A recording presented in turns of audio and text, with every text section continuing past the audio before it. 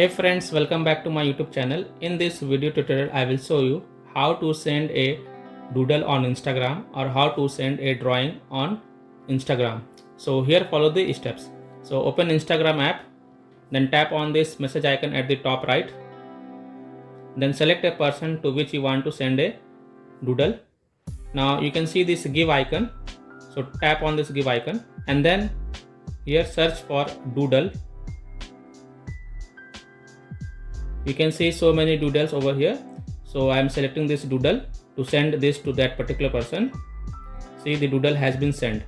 Now if you want to draw something and want to send something to that particular person, then here tap on this plus icon and then you can see here it draw a new feature.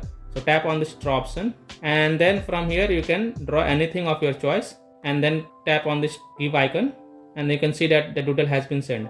Now you can also change the color of this doodle. So tap on this plus icon, then click on this draw option, select the red color and then you can draw anything over here and then click on this send button to send it. So you can see that doodle has been sent. So by this way you can send a doodle on Instagram or you can send a drawing on Instagram. So that's all for this video. If this video helped you, then please like and subscribe to my channel.